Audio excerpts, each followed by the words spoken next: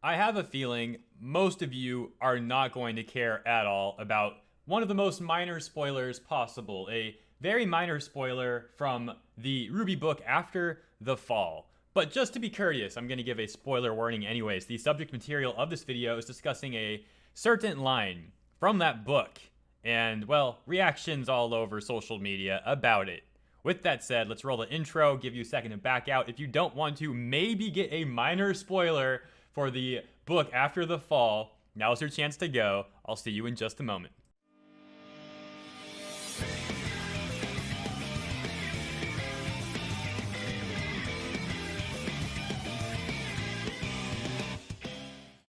Welcome back.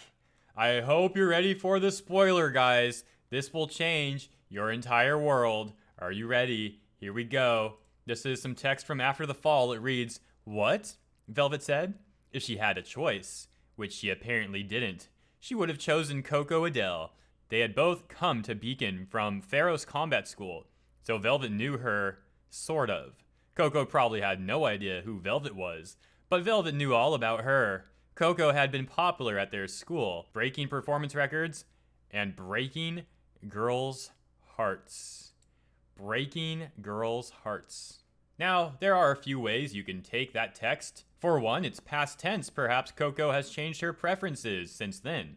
But even if that's not the case, we don't necessarily know if she's a lesbian or bi or whatever else you might be saying nowadays that's hip. I don't know. But regardless, I don't think it's too big of a deal, except for the fact that a number of the LGBT characters, pretty much all of them in RWBY, are female, which is interesting. Some people on Twitter were calling that out, and others began attacking cis people, as they put it, straight people, attacking them. I'm not even kidding. Allow me to show you some of these tweets. Take a look at this tweet where the user literally says, "Y'all, this is literally a summary of Yang in RWBY Volume 6. When I see a straighty, I floor it." Now, I didn't know if that necessarily meant flooring it as in going the opposite direction and running away, or flooring it to run them over. Either way, I think that's very bigoted and hateful. But it gets even worse. You see, then the next post down here reads, "Okay, to be honest, she didn't simply floor the straighty, she yeeted her whole ass bike." I mean, yeah, that happened in the show. Yang hit Adam with her bike, but to call him a straighty and, it's just, I don't even need to say anything else. You guys know why this is wrong and intolerant. That's all I gotta say about that. Let's move on. Now, this tweet is rather interesting. The user has a perspective that I can somewhat get behind. They raise a few good points here. Let's take a look. It reads, "Honestly, kind of torn about the Coco reveal in the newest RWBY novel. I have to wonder why a couple of cishet men with terrible politics took a female character who's openly flirted with a man on screen. If you're not familiar with that, I believe the user is referring to when Coco literally slapped, I think it was Fox's, or Yatsu, I don't think it was Yatsuhashi, I think it was Fox. She slapped Fox's ASS and said, like, 'Nice hustle, Fox.' I think that's what the reference is there. Who's openly flirted with a man on screen and made her their fourth lesbian instead of their first bi/ply/pan woman. And that is a good question to raise. Why are so many, by far the great majority of LGBT characters in RWBY, all female? I don't know. Following in line with our last tweet, this one is pretty funny. It reads, "Apparently it got confirmed in the novel that Coco from RWBY is a lesbian, and I just want to say, I effing knew it.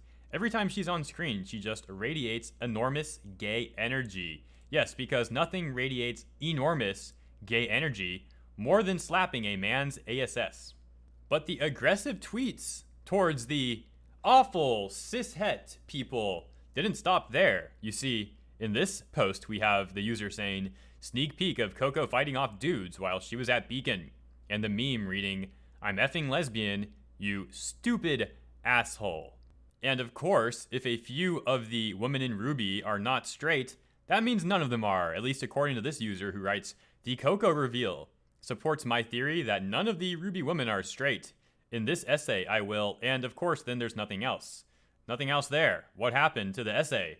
And yes, all the women are not straight. That's why reproduction still exists in Remnant, and people have kids and have canon relationships. I don't know, maybe, for example, Summer and Ty, just one example. But of course, that's all wrong. Screw the actual lore. Yeah, the lore doesn't matter. Now, this post is a bit problematic. It reads, so apparently a page from the RWBY novel about Team Coffee got leaked, and it confirms that Coco is a lesbian, and I'm very happy about this. The GAYS, win again. You see, when you start looking at it in terms of winning, obviously that means there's a certain group of people who would then have to be losing or losers. This is a horrible approach to equality and representation and all that sort of stuff. It shows that you are not tolerant, but you want people to be tolerant of you. When you don't have a reciprocity, that's when it can all fall apart. This is not a good approach to have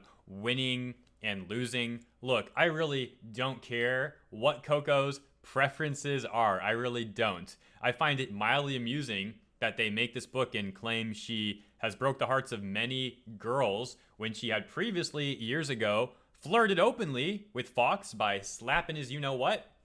I'm just saying, that's mildly amusing that they maybe changed that, or like I said in the beginning of the video, perhaps Coco's preferences have changed. Because I believe that after the fall, that statement would have occurred before the breach, before the scene between Coco and Fox. Let me also just clarify something. I don't think I said this yet. If I did, I apologize for repeating myself.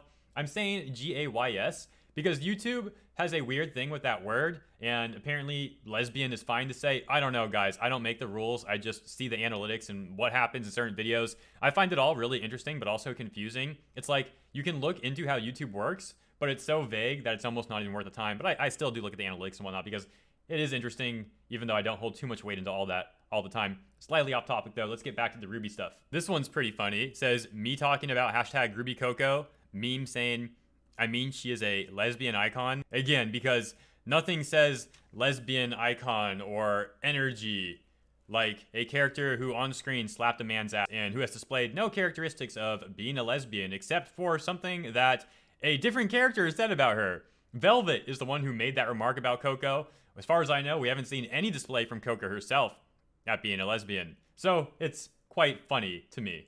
I should probably also mention this. I said I don't mind what Coco's preference is, and that's true. I really don't care. But I do like this shit between Velvet and Coco. I think it's kind of cute. I mean, they haven't been on screen much, and arguably they're irrelevant in the story now. I mean, who knows when we'll actually go back to Team Coffee and what they might be doing in Vale or wherever they end up going. Who knows? It kind of seems like they're not even going to ever show Team Coffee again in the actual show. And that's why they made a book about them instead. But I digress. Maybe that's not the case. Maybe it will be. But the point is, yeah, I like the shit between Coco and Velvet. Crosshairs. I think it has two names. Crosshairs is one of them. I think there's like Chocolate Bunny or something too. But I might be thinking of the wrong one. But I think that's Chocolate Bunny. Yeah, I think. I don't know. It's not a bad ship. It's got potential. So, you know, don't get me wrong about that. It's not like I'm like, oh my gosh, no. Coco can't do that. Like, no, it's a cute ship. I've actually even seen some, some fan fiction about that ship. Just putting that out there. I don't read a lot of fan fiction, but I've skimmed through a little bit of like the wild ships.